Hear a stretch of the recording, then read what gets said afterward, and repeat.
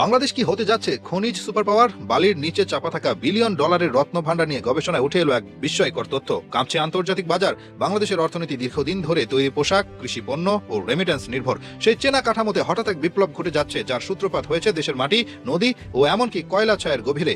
আমাদের কিছু নেই, এই কথার ছক এখন চূর্ণ হয়ে যাচ্ছে, কারণ সাম্প্রতিক গবেষণাগুলো বলছে বাংলাদেশের ভৌগোলিক মাটির নিচে এবং নদীগুলোর প্রবাহিত বালিতে রয়েছে এমন বিরল খনিজ উপাদান যা একবিংশ শতাব্দীর যুদ্ধ, কূটনীতি ও প্রযুক্তির মূল চাবিকাঠি।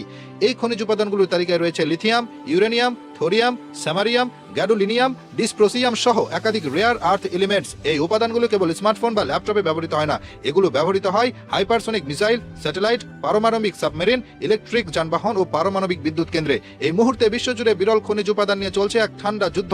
যুক্তরাষ্ট্র বনাম চীন, বিশ্বের প্রায় ৮০% রেয়ার আর্থ এক্সপোর্ট এখনও চীনের নিয়ন্ত্রণে, আর বাকি বিশ্ব, বিশেষ করে ইউরোপ ও আমেরিকা, এই নিয়ন্ত্রণ ভাঙতে মরিয়া।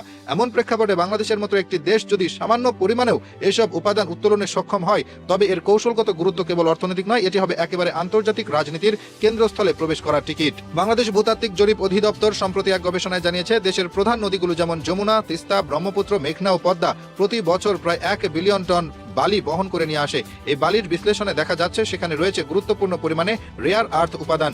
গাইবান্ধা জেলার যমুনা চর অঞ্চল থেকে শুরু করে দিনাজপুরের কয়লা খনি, সুনামগঞ্জের পাহাড়ি ঢাল, সিলেট, ময়মনসিংহ অঞ্চলের পলিমাটি, সব জায়গা থেকে মিলেছে এসব মৌলিক খনিজ উপাদান।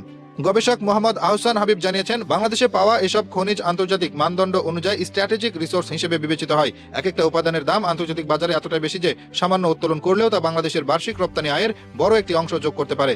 একটি ব্যাটারি বা স্যাটেলাইট চিপে ব্যবহৃত ডিসপ্রোসিয়ামের মূল্য প্রতি কেজিতে $1000 ছাড়িয়ে যায়। আর ইউরেনিয়াম তো আন্তর্জাতিক নিষেধাজ্ঞার আওতায় থাকা এক বিশেষ সম্পদ, যার নিয়ন্ত্রণ মানেই পারমাণবিক শক্তির দখল। এই খনিজ সম্ভারের সবচেয়ে বড় প্রয়োগ এখন দেখা যাচ্ছে গাইবান্ধার চর এলাকায়। প্রায় ২৫০০ হেক্টর এলাকা ইজারা নিয়েছে অস্ট্রেলিয়ার এভারলাস্ট মিনারেলস নামের একটি প্রতিষ্ঠান। তারা ইতিমধ্যেই যমুনার বালু থেকে ভারী খনিজ উত্তোলনের প্রকল্প শুরু করেছে। এখান থেকে উত্তোলিত খনিজ উপাদান প্রক্রিয়াজাত করে রপ্তানি করার জন্য একটি পরিশোধনাগারও নির্মাণের পরিকল্পনা রয়েছে। এই প্রকল্পটি শুধু একটি ব্যবসায়িক উদ্যোগ নয়, এটি বাংলাদেশের খনিজ অর্থনীতিতে এক যুগান্তকারী মোড়। বিদেশি প্রতিষ্ঠান ছাড়াও বাংলাদেশ নিজস্ব প্রযুক্তিতে এসব খনিজ উপাদান চিহ্নিতকরণ, মান যাচাই ও উত্তোলন ব্যবস্থাপনার উপর জোর দিচ্ছে। এর ফলে ভবিষ্যতে দেশে রিফাইনারি ও প্রসেসিং প্ল্যান্ট তৈরি হওয়ার সম্ভাবনা তৈরি হচ্ছে। একবার প্রক্রিয়াজাতকরণ শিল্প গড়ে উঠলে তা কেবল কাঁচামাল রপ্তানিতে সীমাবদ্ধ থাকবে না, বরং মূল্য সংযোজন করে শত শত কোটি ডলারের বাজার তৈরি হবে। বিশ্ববাজারে এই মুহূর্তে রেয়ার আর্থ মেটালের ৮০% সরবরাহ করে চীন। এই একচেটিয়া অবস্থান নিয়ে দীর্ঘদিন ধরেই অভিযোগ রয়েছে। মার্কিন কংগ্রেস এমনকি এই নিয়ন্ত্রণকে জাতীয় নিরাপত্তা ঝুঁকি হিসেবে চিহ্নিত করেছে। সেজন্যই ওয়াশিংটন, লন্ডন ও ব্রাসেলস নতুন উৎসের খোঁজে রয়েছে, আর সেই সুযোগেই উঠে আসছে বাংলাদেশ। ভারতও এই প্রতিযোগিতায় থাকতে চেয়েছে, কিন্তু বাস্তবতা হলো ভারতের খনিজ উৎস ইতিমধ্যেই হ্রাস পাচ্ছে এবং সেখানে পরিবেশগত বাধা অনেক বেশি। অপরদিকে বাংলাদেশের উৎস এখনও তুলনামূলকভাবে নতুন ও সহজে নিয়ন্ত্রণযোগ্য।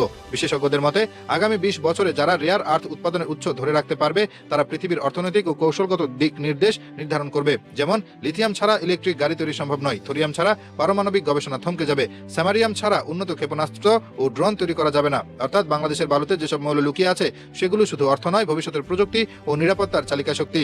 বিরল খনিজ উত্তোলন অত্যন্ত সংবেদনশীল ও জটিল কাজ। এতে অনেক সময় ব্যবহৃত হয় রাসায়নিক পদার্থ যা জলাধার ও ভূগর্ভস্থ পানিকে দূষিত করে।